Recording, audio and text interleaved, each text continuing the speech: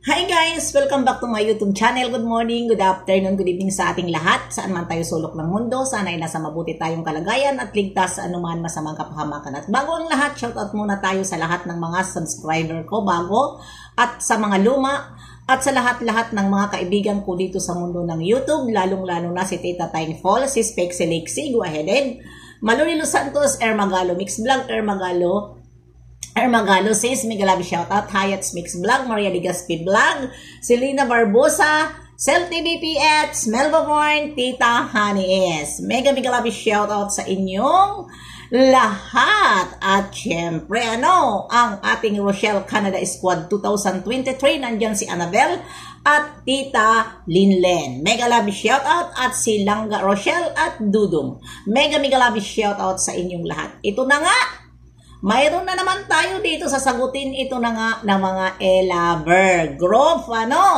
Ang kapal ng mukha nyo mag-comment sa akin na stop na ang content ko dito sa love nyong Erica. Ito lang ang isasagot ko sa inyo. Sino ba kayo para mag-comment sa akin na pa-stop? Bakit kayo? Panay pa rin. Panay pa rin ang upload nyo mula sa pagsimula hanggang ngayon. Wala kayong ibang vlog kundi si Erica. Ang akala nyo siguro hindi ako nakapalo sa inyo at doon nyo pinupulutan si Idsi at doon si Ido at Kalinga Prab. Ang kakapal ng mga mukha nyo hanggat nandito si Banat Bagsik. May sasagot sa inyo, di ba? Saan nyo nakukuha ang mga video ni Erica? Saan nyo nakukuha? At naka-upload dyan sa inyong mga channel at wala kayong mga salita. Kundi ang pinapakita nyo lang sa Erica, magsalita man kayo, pero mayroon kayong mga dinadampot na tao. Lalong-lalo na si Kalinga Prab. Ang akala nyo siguro? Hindi ko kayo nakikita. Nakikita ko kayo mga e-lover group. Nakakausap nyo sa Erica? Dahil saan nyo nakukuha ang mga video? Siyempre, pinapabidyo. O may pamilya dyan. May pamilya dyan na nagbibidyo kay Erica at ipinapasa sa inyo. Ayan, pag pinapasa na sa inyo, pinagpipiestahan nyo na. Ang lalaki ng mga abuse nyo, pero wala akong pakialam dahil ito nga na, nakikisawsaw na ako at kakalabanin ko kayo. Kayo lang ba? Okay lang sana kung hindi kayo nagdadampot ng tao. At ayun, di ba, matagal na panahon, hindi namin naririnig si Jun E. Pero karma is real. Si Jun E pala ay nasa inyo. Mga wakwak kayo. Kunyari itinago nyo ng matagal na panahon. Pero sino rin ang nagbulgar? Ang pamilya din, ang tita din. Dahil bakit? Walang lihim na hindi mabubulgar. Diba? Walang lihim. Kailan lang? Kailan lang kung hindi nagsalita yung tita? Kung hindi nagsalita yung tita, hindi malalaman ng kalahatan na si Jun E ay ito pala ay nandoon pala kay Erica. Diba? Tapos ngayon, sasabihin nyo, stop na para Natatakot na kayo na mawala si Jun E sa inyo? Dahil may nag-iingay? Na Banat Bagsik? May nag-iingay Uy, takot na sila. Kawawa naman itong mga e-lover group. Nagkukunyari mga sponsor, mga laban-bawi naman pala. Diyos ko Lord. E-lover group, mga laban-bawi kayo.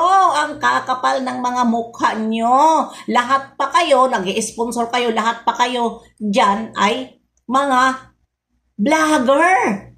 Diba? Mga vlogger kayo. Yun pala. Nagbuo kayo ng group, puro kayo mga vlogger, iginamit nyo at magnanakaw kayo sa mga content ng mga charity vlogger na sumisikat na mga tao. Yun ang pakay nyo. Diba? Yun ang pakay nyo Tingnan nyo ngayon si Reyna. Group din yun. Group din yun na gusto rin maagaw si Reyna. Diba? Pero kayo, wala nang pakialam sa inyo ang kalingap dahil hinawakan nyo na at hindi naman pinagsumiksik ang sarili ng Kalingap sa inyo. Ha?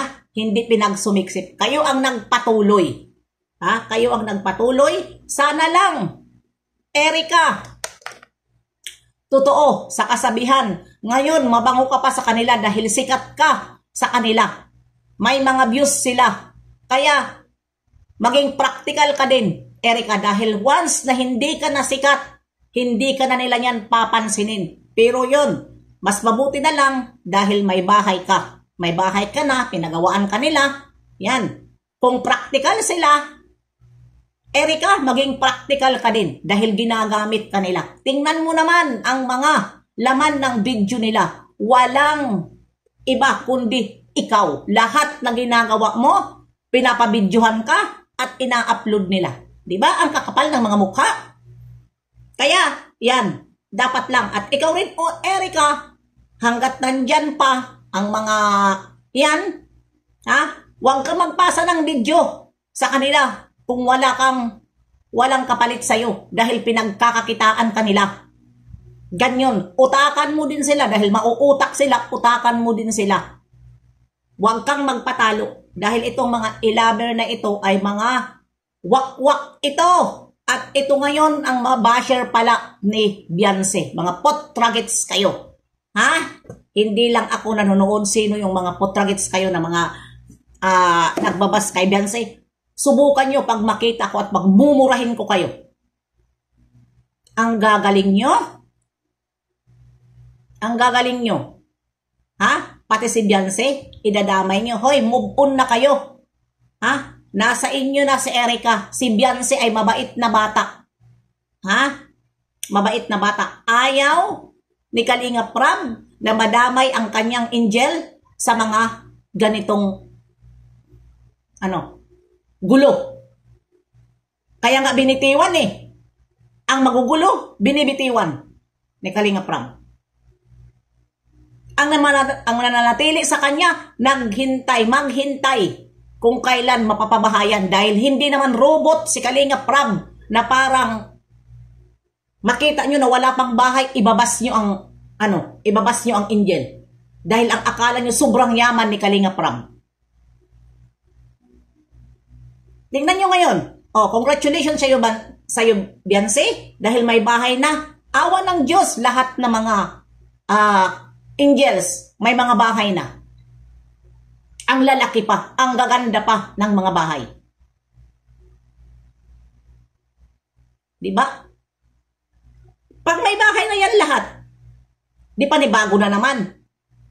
Suportahan natin tuloy si Kalinga Prab dahil once na mabahayan na yan lahat, pag makakita na naman si Kalinga Prab bagong angel, total na tulungan na niya ang una, kukuha na naman yan ng panibagong angel.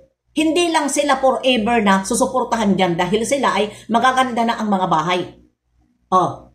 Ngayon, maghahanap na naman ito si Kalinga Prab, maghahanap naman ito ng panibagong angel para mapabahayan din. Ganon, hindi natin alam ang plano ng isang charity vlogger. Wag yung pangunahan ng mga putragets kayo. Diba? Hindi yung binablog lang sa tagal ng panahon. Hindi oy mga ilaber, ha? Isa lang ang angel nyo, si Erica lang. Ha? Si Erica lang. Maghanap kayo. Guguluhin nyo na naman si Beyonce para mahatak nyo? Bibigyan nyo na naman ng pera? Si Beyonce? Tulad sa ginawa nyo kay Erica? Inano nyo ng pera? Diba? Hindi nyo mahahatak si Beyonce. Ganon kayo katindi, mga ilaver. Ang kakapal ng mga mukha nyo. Kaya hanggang dito na lang mga kananay, kasi nabubuisit ako dito sa mga ilaver ko. Mga wak-wak ito. Subukan nyo, pag makita ko lang na ganon ang pinagsasabi nyo kay Beyonce. At ikukontent ko kayo. Bye-bye! See you next live and upload. God bless. Magpakita kayo ng mukha nyo. Huwag yung puro gawa kayo dyan, walang mukha.